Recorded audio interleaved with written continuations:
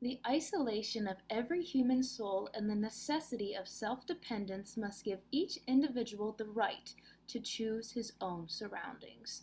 This is a direct quote from Cady Stanton's Solitude of Self speech. So think about it. We all have the right to our own surroundings. Well, what if we didn't? So I have spent the last month of the semester studying social movement rhetoric and how it can be applied to specific social movements in all of history. It is important to know this because we are future rhetoricians beginning to learn more on the rhetoric within the women's suffrage movement. Cady Stanton will pave the way for the timeline of the movement, and for this presentation specifically, I have conducted research on Cady Stanton's life, her Solitude of Self address, and the effectiveness of her rhetorical messaging. So to begin, here is a little bit of insight on Cady Stanton's life. She was born November 12, 1815 in Johnsontown, New York. She was born into wealth, but her family was very conservative. Several events in Elizabeth's childhood helped awaken her to the realization that women held a subordinate position in American society. This is from a scholarly article that was written by Elizabeth Cady Stanton. She was also very bright, and she felt that she would not be in the same playing field as young boys unless she educated herself accordingly. So she went to school. She became heavily involved in the abolitionist movement. And within that movement, she met her husband, who was an activist at the time.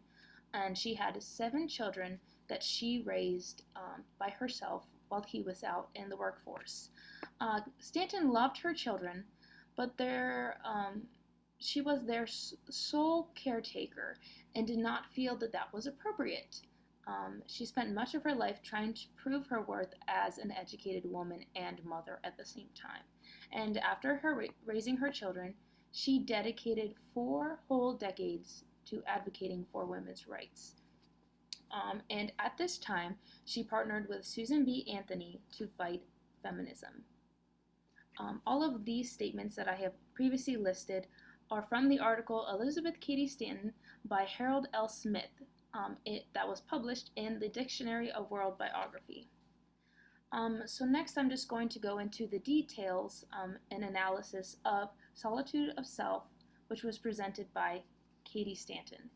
She gave this speech at 77 years of age, and this was considered the best speech of her life from many advocates of the women's suffrage movement.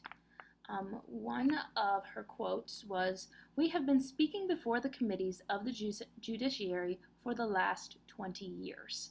So Cady had been an active member of the women's suffrage movement for a long time. Another quote from her is that nature never repeats herself, and the possibilities of one human soul will never be found in another. No one has ever found 2 blades of ribbon grass alike, and no one will ever find 2 human beings alike. So the basic importance of why females deserve basic rights to function as a human being are stated in this quote. Another quote from her is that her rights under such circumstances are to use all of her faculties for her own safety and happiness. And if we consider her as a citizen, as a member of a great nation, she must have the same rights as all other members according to the fundamental principles of our government. So what she's saying here is that these rights don't just apply to grown women, but they apply to women of all age, and that these disadvantages affect women from the time they are babies, toddlers, children, teenagers, young women, adulthood, and elders. And being a housewife is like managing a business without the training. So she is doing all of these things, running her household, taking care of her children, with no fundamental training of how to do that. Another point is that she is considered extraordinary to many rhetoric scholars. Rhetorical critics feel this was a great effort and that her messaging was very effective. Um, and the type of rhetoric that she was using was unusual rhetoric that had not really been ventured yet at that time in history. And this is kind of Cady's last hurrah, her last words essentially to the movement. And Cady is unzipping her soul on this matter. And she's not really using rhetoric solely to persuade her audience. She's just laying her heart on the table for them to understand what her life was as a woman at this point in history.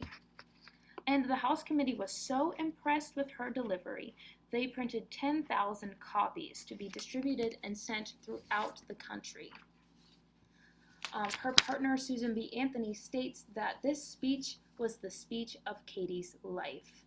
Not only this, but she uses many abstract metaphors, and by putting them into different contexts, it makes it less biased and more applicable to the issue at hand. So a lot of scholars say that her speech was basic, but so powerful.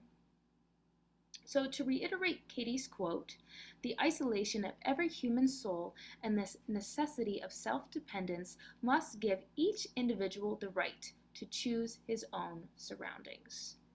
Cady's lifelong dedication to the women's suffrage movement and her effective speech messaging allowed rhetors to dive into the effective elements of her argument to create a better understanding of the women's suffrage social movement. Thank you.